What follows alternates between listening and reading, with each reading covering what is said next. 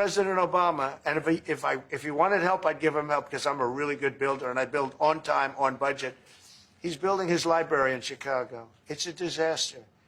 And he said something to the effect, I only want DEI, I only want woke. He wants woke people to build it. Well, he got woke people, and they have massive cost overruns. A job is stopped.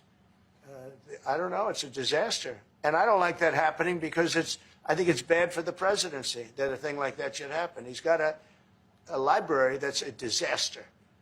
And he wanted to be very politically correct, and he didn't use good, hard, tough, mean construction workers that I love, Marco. I love those construction workers. But he didn't want construction workers. He wanted people that, like, never did it before. And he's got a disaster in his hands. Like millions of dollars, really many millions of dollars over budget. And I would love to help him with it. Or somebody else. I could recommend professionals. But it was not built in a professional manner. Happy Star Wars Day from the Obama Presidential Center. I have a very good feeling about this. Mark, I am glad you are here. I want to tell you about someone. Okay. A young person born into ordinary circumstances, but restless, unsatisfied. A kid with big dreams, a bit of a rebel. I like where this is going. They join a scrappy group of underdogs and set out to change things.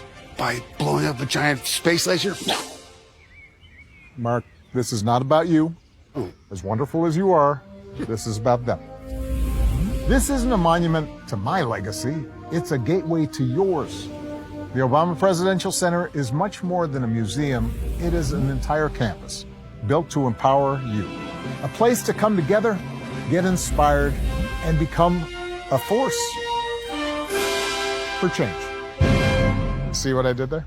Strong the dad jokes are. Oh, that's perfect. In the shadow of the Obama Center, many on the South Side are eager to see that promised economic boost. A little beautification project in Woodlawn is among the new jobs for MGE Property Solutions. The owner tells us with more development happening around the Obama Center, they are getting more clients and hiring more workers. That's what we're about, and that's who we try to partner with to create jobs for the community, and that's what Obama's doing. You know, the Obama Center is doing. It's giving us an opportunity to share the wealth. Renovations are in progress on 71st Street for a new South Shore restaurant and other businesses. Efforts underway to attract Obama Center tourists and encourage locals to spend locally instead of spending outside of the area. The executive director of the South Shore Chamber of Commerce describes money leaving the neighborhood as leakage. There is a revenue leakage in the South Shore community of $845 million annually. This is an opportunity for us to close that revenue gap by providing some of the services and amenities that tourists would like to see. Choose Chicago reports tourists spend $20 billion annually. The Obama Center expects to have more than 700,000 visitors each year. A mother-daughter duo opened a bookstore with other small business owners sharing the storefront space on Stony Island and 69th. They call the space Pen and Paper, a Joint Creative. The business owners opened in 2024 knowing the center was coming. They have been looking forward to the potential of new customers. They are now active tourists on the South Side. They're not just staying downtown. They're not staying in the Loop. They're actually being able to experience the full city. Along 53rd Street in Hyde Park, hotels are busy with bookings this summer, especially around the time when the center opens. We've been waiting for it for such a long time, so it's exciting to finally see it come to fruition, and we're just looking forward to meeting all the new guests from all over the world. At 63rd Street Beach, Reggie's on the Beach opens for another season. South Shore resident and co-owner Robbie Glick is looking forward to new folks discovering the South Side. It's going to bring a lot of people, a lot of out-of-towners, and there's not a lot of choices to go for food. And I mean, look at this office. We have like the best office in the city. Well, it's unclear exactly how much revenue visitors to the Obama Center might bring to the area. Some are hopeful tourists to the center will come ready to spend, and that spending may translate into new jobs for people in the area as well. Visiting Chicago, I am a little biased, but I'd suggest the Obama Presidential Center, opening this June. It's a place for all Americans and visitors from around the world to come together and leave inspired to bring change home.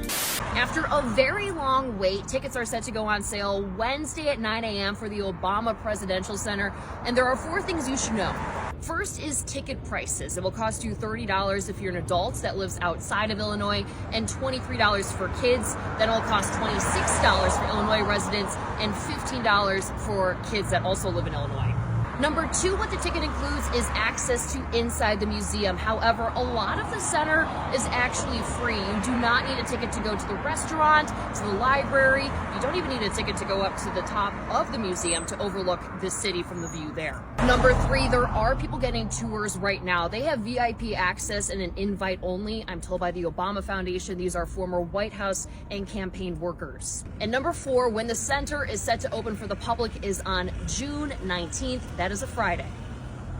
Architecturally, this is one of the most debated buildings Chicago has gotten in years. This is the Obama Presidential Center that's opening next month. It's this massive stone-clad tower that looks very brutalist in nature, but the form is actually meant to symbolize 4 hands coming together, representing community. And honestly, I could never hate it. Guys, it has this insane presence. It's so monumental and intentionally different from the super transparent museum trend we usually see. The facade has these stacked 5 feet tall concrete letters at the top that spell out Obama's Selma to Montgomery anniversary speech, and don't even think I didn't clock these corners. In fact, I was screaming. They designed a special condition for some of the letters that wrap the corner. 10 out of 10. But moving inside, I immediately understand the lack of windows as a practical choice, obviously to protect artifacts, but also because of all the media installations. The exhibition design was beautiful and I really enjoyed the content, but I want to talk about how much effort was put into the accessibility. There was Braille signage or assistive listening systems on literally everything, and I felt like the circulation was very open and clear, and the exhibits in general were planned around multiple ways of experiencing information. This should be the standard. Anyways, the sky deck went crazy. Panoramic views of Southside Chicago. I love the dramatic lighting coming through the letters on the facade, and I figured out this is open to the public, so catch me lingering here next month. Anyways, this is design excellence, I've decided. Hear me. Hear me. President Obama. President Obama. Mark, I told you had to stop contacting me like this. Oh, I just wanted to ask, when can I come to the Presidential Center?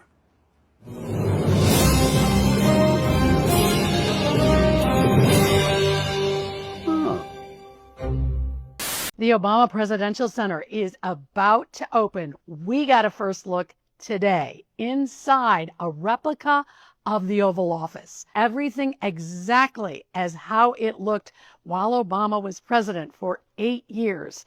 From the rugs on the floor, to the books in the bookshelf, to the pictures on the wall, to yes, even a letter inside. You open the drawer of his desk, and there is the letter that George Bush left for him on that first day of his presidency. He tells him it can be tough, but he also says rely on God and the character of the people who brought him there. Even the couches and the chairs, they're arranged just as they were when Obama was president. Yes, and you'll see George Washington and Abraham Lincoln. They're on the walls overlooking all that was going on inside the Oval. The museum itself, now it's more than just a museum. There's exhibits, there's a restaurant, there's a sledding hill. There is even an NBA-sized basketball court. 1 month from today is the big grand opening. The public allowed inside the next day on June 19th. It is going to transform the south side of Chicago in Jackson Park. Hey everybody, I am here at the Obama Presidential Center. It is starting to happen. The landscaping's starting to come in. The athletic center is basically done. You guys keep doing what you're doing. Don't stop working. How y'all doing? I just appreciate your work. If you ask me what my favorite spots are, I have to say that the sky room at the top of the tower gives you one of the best views of Chicago that you will have ever seen. And then there's just some amazing views and some amazing art, because art and culture is part of how we build communities and how we bring about change. Each place as part of my life So this was, as you might imagine, Chicago. I could not be more excited because I know people here on the south side of Chicago and visitors from all around the world are going to be able to use this space in an active way. It looks great, guys. Y'all doing good. But I got to say, this reading room, I think I'm going to be spending some time in here, so maybe we'll end up reading a book together, and we'll have to whisper because librarians are very strict. Look forward to you guys visiting. We're going to be opening next year. Look forward to seeing you here.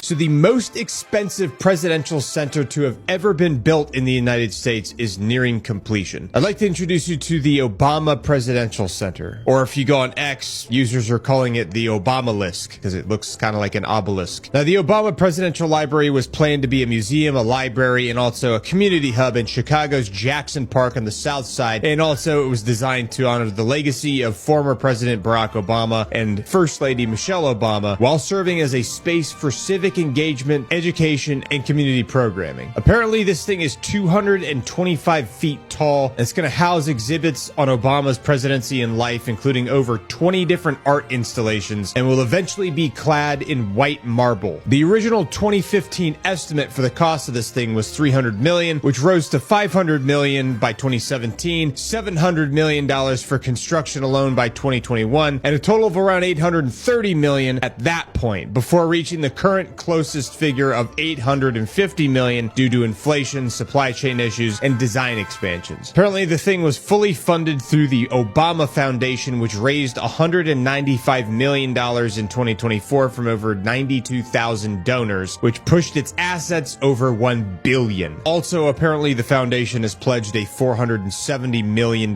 reserve to offset any future taxpayer burdens. But recent filings only show $1 million deposited so far. Now, they broke ground for this thing in 2021, and the center is apparently on track to open in spring of 2026, though the exact date remains fluid while they still try to work some last-minute key things out. You want to know how you trigger MAGA? Show them this. Because they think that's the presidential library, when that's just a museum. Part Obama, part Chicago. This whole land, I don't know, half-mile long. The Chicago Public Library is built into it, as well as what they're calling home court, which is a fitness center. There's playgrounds, there's walking trails, there's marsh area. It's more than just a library. It's more than just that building that they think it is. That building is just one of many things. And how dare he build something big like that? When this opens in a few weeks, you're going to have people playing, you're going to have people sitting and reading, you're going to have people sitting and gathering. All sorts of things happening. And we know one thing's for sure. MAGA's not cultured, so they're not going to even look into why it is like this. And the tickets to get into the library, that's not what it is. You don't have to buy tickets to get into the library. It's tickets to get into the museum. No different than if you're in a museum in DC. You have to get the tickets ahead of time. They will tell you anything to get outraged. But the real outrageous part is not learning. Y'all, I wanted to share the exciting news that the Obama Presidential Center is going to be open to the public starting on June 19th, and tickets are now available. General admission is $30 per adult and $23 per children. But if you are an Illinois resident, you can get a $4 discount and get in for $26 if you're an adult or $15 if you're a child. But discounted admission for Illinois residents requires valid Illinois ID or proof of residency required upon arrival. What? But what about the people who don't have valid ID? How in the world are they going to qualify for your so generous discount of $4 per person, President Obama? Isn't that disenfranchising to them to require that they show valid ID in order to get a discount to enter your presidential library? I mean, what if they find out this is all on stolen land? Ladies and gentlemen, the President of the United States. So the last couple of times President Obama has visited the museum, the exhibits were first beginning to be put together, and so he was able to get a little bit of inkling of what it was going to be like. Some of the films had already been activated, And he took time to just sit and absorb the films and appreciate how they interplayed with the artifacts and told the story of his presidency. Hasn't changed a bit. By the way, my suitcases were not on top of the car. Good speech. I gave some good speeches. And we hope that when our visitors go through the museum, they see not just the Obama story, but how the Obama story relates to their stories. I like this. That's tactile. Our exhibits are designed to elicit information from them, from our storybook to our touch screen that asks, tell us who was important in your life and what were their values and what did you learn from them. And I think when most people visit museums, it's a one-way street, and ours is very much an engagement and two-way street, based firmly in storytelling.